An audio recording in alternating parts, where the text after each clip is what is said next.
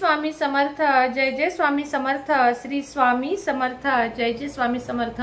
श्री स्वामी समर्थ महाराजांच्या नामस्मरणाने आजच्या व्हिडिओला सुरुवात करूया। शुभ संध्याकाळ तुम्हा सगळ्यांना। कसे आहात तुम्ही सगळे? आशा व्यक्त करते स्वस्थ असाल, मस्त असाल, स्वामींच्या सेवेमध्ये रममाण असाल। उद्या आहे भाऊबीज आणि दिवाळीचा शेवटचा दिवस। मला बरेच सारे असे कमेंट्स आले की आमचे दिवाळीत उपाय करायचे राहून गेले, कुणाला अडचण होती, कोणी गावाला गेलं होतं, तर तुम्ही भाऊबीजेच्या दिवशी काय काय उपाय करू शकता। कारण दिवाळीतला सगळ्यात शेवटचा आणि महत्त्वाचा दिवस आहे। तुम्ही उद्याही काही उपाय करू शकता जे तुम्हाला आयुष्यामध्ये लाभ आणतील, तुमची प्रगती करतील आणि तुमच्या आयुष्यामध्ये सुख, समृद्धी, संपन्नता घेऊन येतील। उद्या गुरुवार देखील आहे। उद्या तुम्हाला गुरुवारच्या काही सेवा देत आहेत, त्या तुम्हाला करायच्या आहेत। मी तुम्हाला कालच सकाळच्याही व्हिडिओमध्ये सांगितलेलं आहे की उद्यापासून तुम्ही संकल्पयुक्त 11, 21, 51, 108 अशा पारायणांना सारामृताच्या सुरुवात करू शकता। आता मी तुम्हाला ह्याचे नियम काही सांगणार आहे आणि त्याआधी मी तुम्हाला उद्या दिवाळीत कोणते उपाय करू शकता। उद्या तुम्ही जर पोटली केली नसेल तर धन कुबेर पोटलीचा व्हिडिओ बघा, उद्या पोटली करू शकता।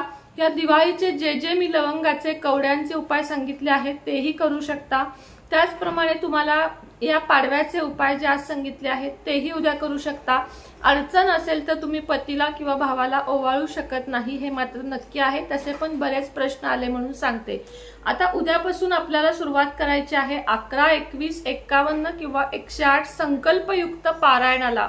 सगळ्यांनी सुरुवात करा। उद्याचा दिवस चांगला आहे, दिवस बघावा लागणार नाही, गुरुवार तर आहेच, शिवाय उद्या भाऊबीज आहे आणि आपल्याला स्वामींना जसं आपण गुरु मानतो तसं भाऊ म्हणून स्वामींच्या पुढे बसायचं आहे। कोणतीही पूजा मांडायची नाहीये, काही नाहीये।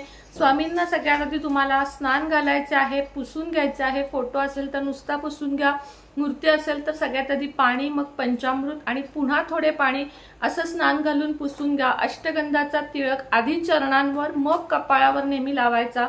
कधीही गुरूंच्या, देवांच्या चरणाला आधी अष्टगंध गंध जे असेल ते लावायचं आणि त्यानंतर कपाळी, डायरेक्ट कपाळापर्यंत जाण्याची आपली त्यांच्यापर्यंत हे नसते असं म्हटलं जातं। म्हणून बघताना पण देवाच्या आधी चरणांकडे बघावे आणि मग चेहऱ्याकडे बघावे असं मठात सांगितलं जातं अक्कलकोटच्या। तेच मी तुम्हाला सांगतेय की चरणांमध्ये आपला वास किंवा आपली जागा स्वामींच्या नाही, कुठल्याही देवाच्या कुठं असते तर चरणांमध्ये असते।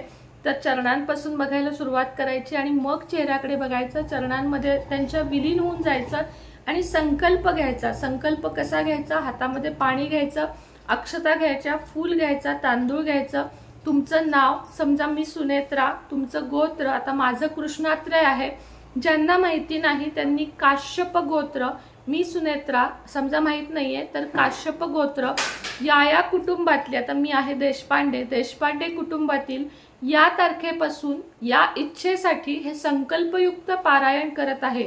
जर तुमची कुठलीही इच्छा नसेल आणि सेवा म्हणून करणार असाल तर तसं देखील बोला की मी हे फक्त सेवा म्हणून करत आहे। अशा वेळेस संकल्प नाही केला तरीही चालतो।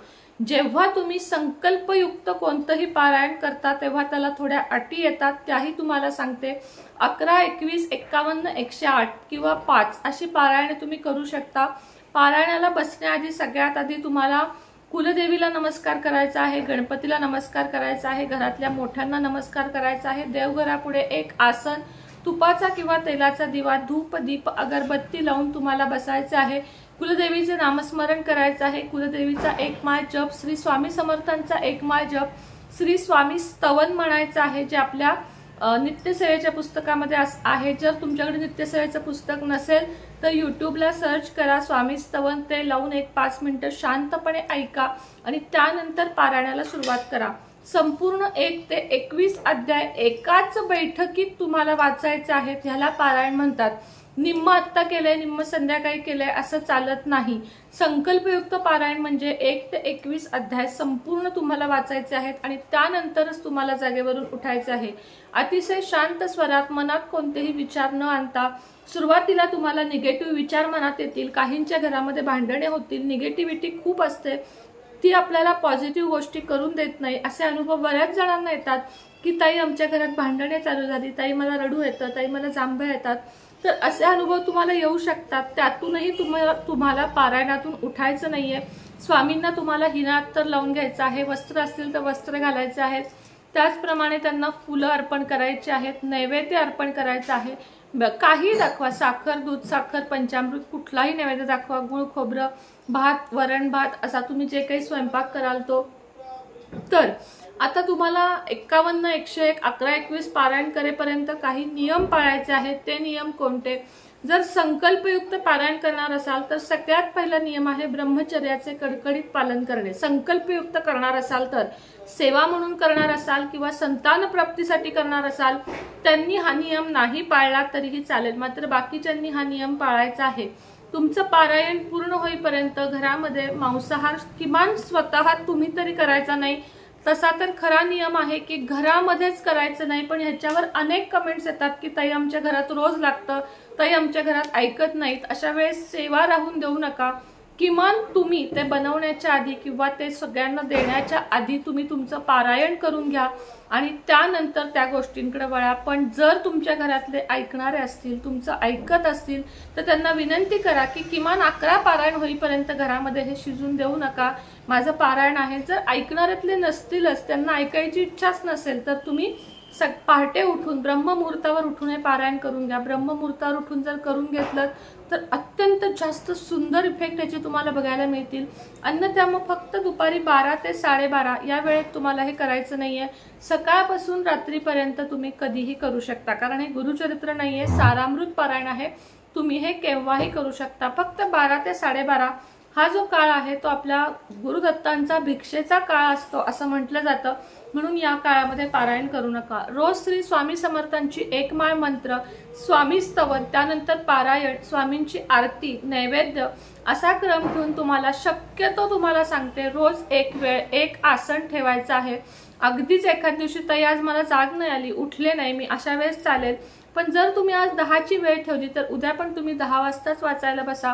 संकल्पयुक्त पारायणामध्ये काही अटी असतात ज्या तुम्हाला मी सांगितल्या आहेत। कांदा लसूण वर्ज्य करण्याची गरज नाही। गुरुचरित्र पारायणामध्ये जास्त अटी असतात, ह्यात फक्त तुम्हाला संकल्पयुक्त करायचं असेल तर घरामध्ये मांसाहार शक्यतो शिजवू नका। आणि दुसरी गोष्ट म्हणजे तुम्हाला ब्रह्मचर्याचे पालन करायचे आहे। रोज स्वामींची तुम्हाला 2दा आरती करायची आहे, एकदा सकाळची आरती आणि एकदा संध्याकाळची आरती। आणि तुम्हाला शक्य झालं तर तुम्ही रोज केंद्रात जावा, तुमच्या इथे केंद्र असेल, मठ असेल, अवश्य जावा। स्वामींना सांगा की माझ्याकडून अशी अशी सेवा करून घ्या आणि तुम्ही ही सेवा उद्यापासूनच करायला लागा। तुम्हाला 11, 21, 51, 108 पारायणामध्ये अत्यंत सुंदर रिझल्ट बघायला मिळतील। मला खूप जण विचारतात की तुमचं एवढं घर वगैरे कसं झालं, तुमचं घर स्वतःचं कसं झालं? तर काही नाही, लहान लहान सेवा करत चला। लहान लहान सेवेतूनच स्वामी फक्त सेवेचे भुकेलेले आहेत। स्वामींना चांदी, सोनं, नाणं तुम्हाला काही नाही जमलं ना, भाजी भाकरी, चटणी भाकरीचा नैवेद्य दाखवा आणि तुम्ही स्वामींच्या पुढे, तुमच्या घरात फक्त एक मूर्ती किंवा फोटो असला आणि स्वामी सारामृत असलं ना, बास। आयुष्यातल्या कुठल्याही अडचणी तुमच्या त्या स्वामींच्या पुढं लहानच आहेत। कुठल्याही अडचणी स्वामींपेक्षा मोठ्या नाहीत। स्वामी तुम्हाला प्रत्येक संकटातून तारतील। एवढं मात्र आहे की स्वामी भक्तांची खूप परीक्षा बघितली जाते।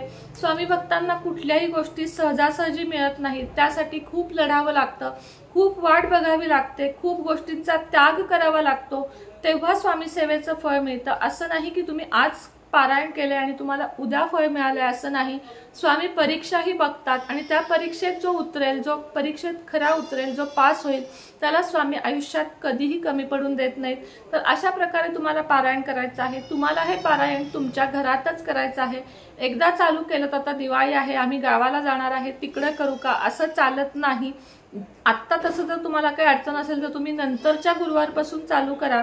मात्र सगळे 108, 51, 21, 11, 5 किती करणार असाल ते तुमच्या घरातच झाले पाहिजेत, हे लक्षात घ्या। माहेरी जाऊन वगैरे चालणार नाही। एक वेळ सासरी जाणार असाल गावी, सासरच्या घरी चालेल, मात्र माहेरच्या घरी तुम्हाला हे करून चालणार नाही।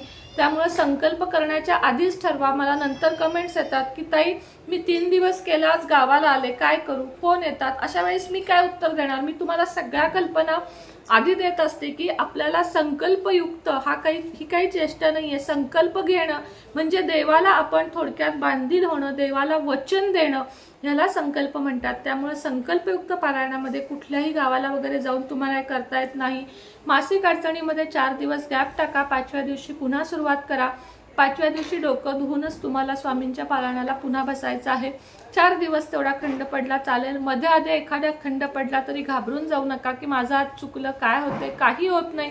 स्वामी तेच सांगते, तुम्हाला सेवेचे भुकेलेले आहेत, तुमच्याकडून ते करून घेतील जर त्यांची इच्छा असेल, आणि तुमच्याकडून होणारच नाही जर त्यांच्या मनात नसेल तर। त्यामुळे स्वामी सेवा करताना या सगळ्या गोष्टींचे, थोड्या थोड्या लहान लहान गोष्टींचे पालन करा आणि स्वामी सेवा अवश्य करा। स्वामी सेवेमुळे तुमच्या घरात कशाचीही कमतरता कधीही पडणार नाही, सर्व सुखात नांदाल अशीच अपेक्षा स्वामींचरणी व्यक्त करते आणि आजचा व्हिडिओ इथंच थांबवते। पुन्हा भेटेन नवीन व्हिडिओ सोबत, नवीन विषयासोबत। तोपर्यंत तुम्हा सर्वांना श्री स्वामी समर्थ।